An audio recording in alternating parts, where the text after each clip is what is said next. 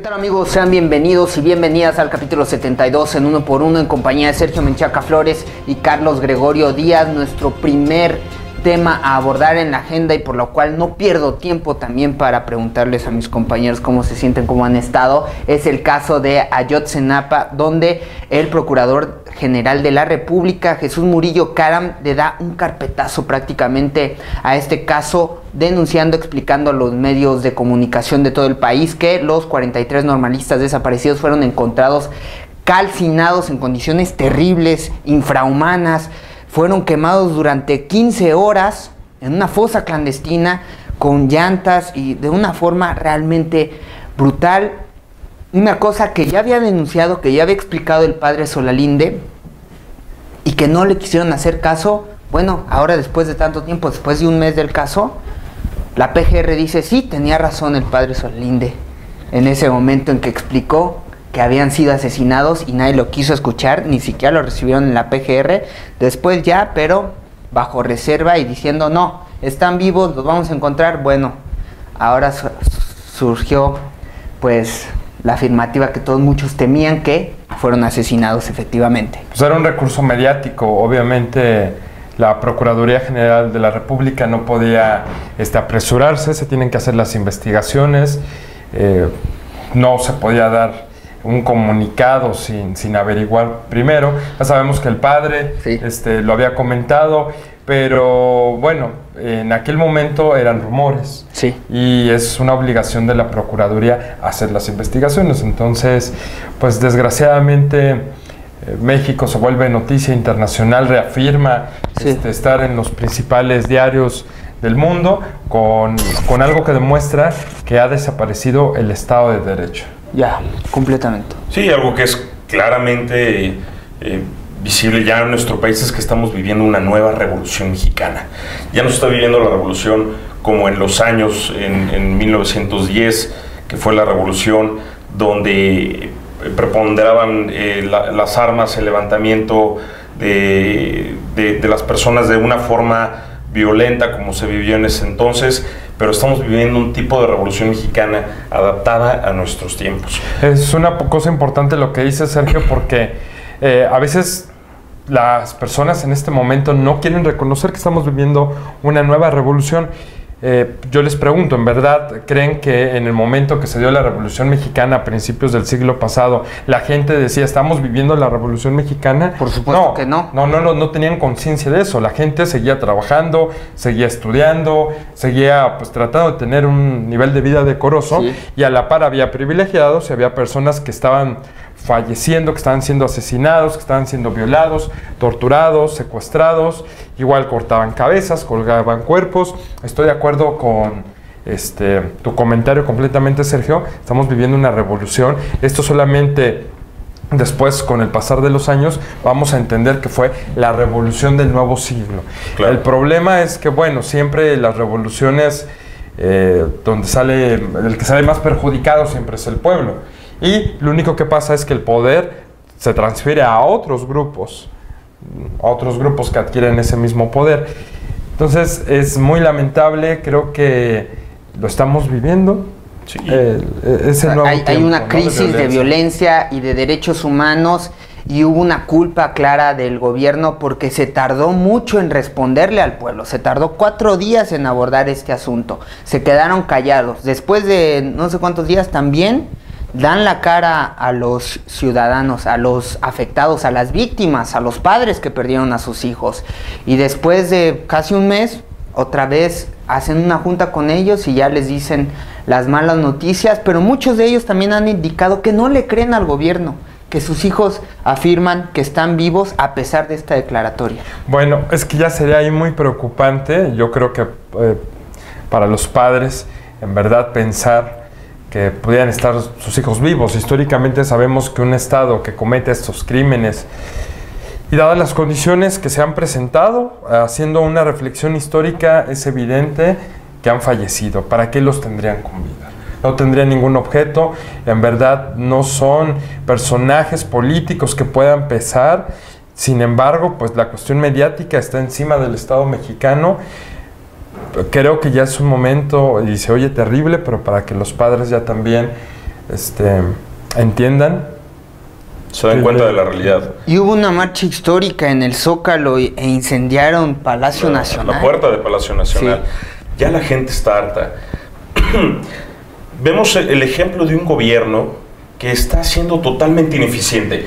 ¿Cómo es posible, como tú lo dices, Eric, que después de 10 días de que pasa esta situación con los estudiantes de Ayotzinapa, después de 10 días el presidente de la República sale a emitir una declaración al respecto? Ajá. Eso de entrada demuestra una ineficiencia del gobierno. Segunda, hemos estado viviendo una época de violencia, pero una época de violencia como nunca antes se había visto. No son robos a mano armada solamente, sino es crimen organizado. La violencia como la conocíamos nosotros era muy diferente a lo que está pasando en este entonces. Ahora son grupos del crimen organizado que están tomando el poder de las calles, están tomando el poder del gobierno, y que la sociedad, toda la sociedad, tememos ahora de salir a la calle. Tenemos miedo de vivir en las ciudades donde vivimos. Mucha gente se está yendo a otras ciudades. Desde la época de Vicente Fox empezó a surgir este crimen organizado, y ahora con Peña Nieto el gobierno ha sido totalmente ineficiente en el control. En su estrategia. La estrategia ha sido totalmente un fracaso. No hay estrategia. Entonces vemos ahora la pérdida del Estado de Derecho. La gente ya tampoco confía en el gobierno. Entonces, todas las declaraciones que salen al respecto del caso Ayotzinapa por parte del gobierno, ya la gente no las cree. Ya la gente teme y sabe que el gobierno está implicado en ese tipo de circunstancias, sabe que el gobierno no está haciendo correctamente su trabajo, y bueno, por consecuencia, no hay confianza ya en las instituciones de gobierno, y al no haber confianza en las instituciones de gobierno, empieza a haber un tipo de anarquía, donde ya el respeto por las instituciones y la confianza en las instituciones se pierde, y por tal razón se empiezan a crear estos grupos de autodefensa. Empieza a haber un movimiento en el país como lo tenemos ahorita, un movimiento que puede ser, como lo llama Pedro Ferriz de Con, la revolución del intelecto, ¿no? Donde ahora ya todo se debate más con ideas, todo se debate más pues con una presión mayor de la sociedad hacia los gobiernos. Y sobre todo, bueno, también desafortunadamente salen grupos de violencia que aprovechan estas situaciones para poder hacer destrozos, como lo vimos en Palacio Nacional. Pero lo que sí es un hecho es que ya la sociedad perdió la confianza en el gobierno, y que el gobierno de Enrique Peña Nieto ha sido totalmente ineficiente en el manejo de este tipo de situaciones. No ha sabido cómo controlar tanto las acciones criminales que están pasando como la respuesta de la sociedad ante este tipo de situaciones. ¿Y por qué perdió la confianza en el gobierno? Porque el gobierno, el Estado, está cometiendo crímenes en todo el país.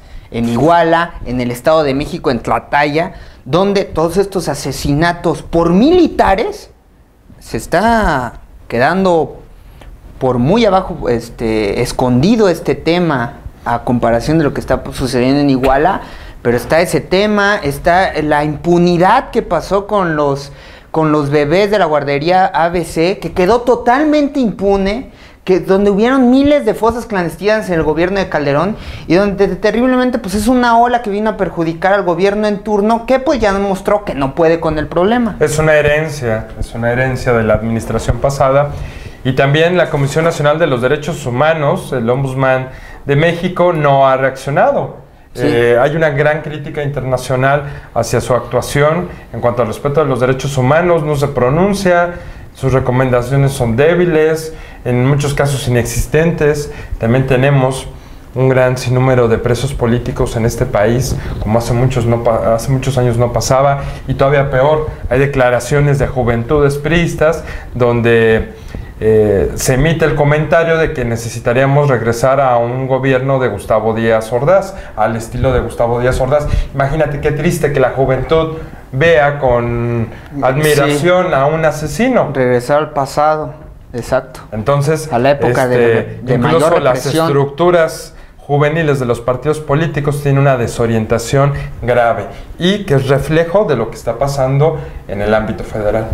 Y es lamentable también ver a la oposición que estuvo en el poder estar atacando al gobierno en turno, sí. Ser muy críticos del sexenio actual, cuando en el otro sexenio no pronunciaron absolutamente nada. Sí, donde comenzaron los 90,000 muertos, los miles de desaparecidos, la falta, la impunidad de no haber gestado ningún tipo de sentencia ante estas desapariciones. ¿Y ahora qué es lo que viene? Sí. Aquí hay que ponernos a pensar qué es lo que viene. Toda esta ola de cosas y situaciones que han estado pasando en el país, ya la gente está harta, ya la gente no puede más y solamente falta algo que pase. Una devaluación. Un tema económico que no lo vemos tan lejano.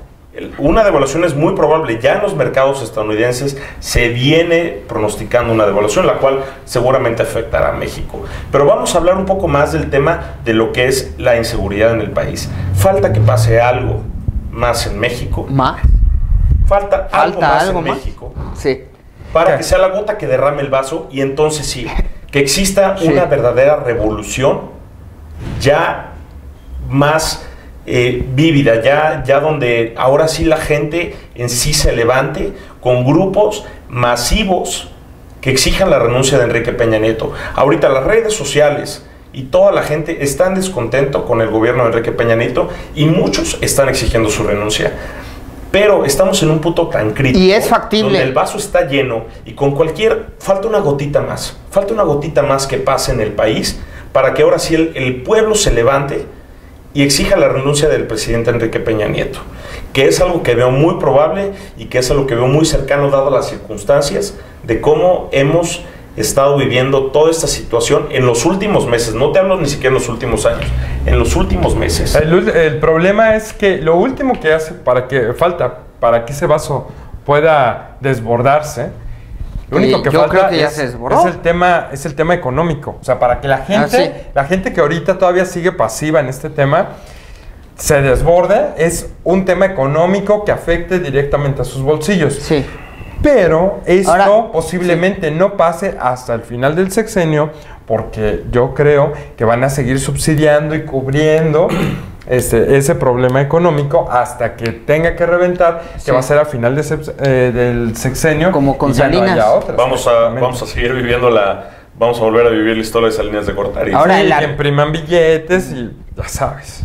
El artículo 86 de la Constitución mexicana dice textualmente que el cargo de presidente de la República solo es renunciable por causa grave que calificará el Congreso de la Unión, que en este caso pues es un Congreso que está afianzado, que tiene un pacto, que son comparsas del Ejecutivo Federal. Y que son mayoría. Sí, ante el que se presentará como su renuncia. La pregunta es si es causa grave lo que está pasando en México respecto a la inseguridad, impunidad e incapacidad para gobernar. Es grave. En la reflexión no es. Sí. En la reflexión no es, pero para el Congreso, para los legisladores, nunca lo va a hacer. Comparsas, socios. Yo creo que cuando empiece a haber más presión social, creo que el Congreso va a tener que ceder. No va a pasar. Volvamos nuevamente a la Revolución Mexicana. Y compara en los últimos 6 años, en los últimos 8 años, toda la gente que ha muerto en el país por causa del crimen organizado, son muchos más que aquellos que fallecieron en la Revolución Mexicana. Realmente estamos viviendo un tiempo bastante crítico en el país, donde a final de cuentas, como te digo, la gente se va a levantar y se va a levantar en armas. Y créeme que la sociedad cada vez está más unida, cada vez está mejor comunicada gracias al Internet. Y va a llegar un punto en el que el Congreso va a tener que ceder a la sociedad. Pero esto no va a cambiar con tuitear renuncia EPN, ni con ponerte una pancarta de yo también soy Ayotzinapa. No, pero acerca a la gente, crea movimientos. No te digo que tuitear y que poner en Facebook y que publicar en las redes sociales vaya a cambiar la cosa, no. Pero la comunicación entre la gente, la unión. Si lo lleva a una acción contundente, sí puede cambiar. Claro. ¿Sí? ¿Por qué? Porque la comunicación es más fluida y la comunicación ya puede llegar de norte a sur, de este a oeste en el país. El primer cambio que puede hacer la sociedad civil de una manera articulada, sin caer en la violencia, porque eso debe quedar muy claro. No podemos ser promotores o tampoco esperar que este México se levante en armas, es lo que no quisiéramos. Es lo de la revolución de las ideas.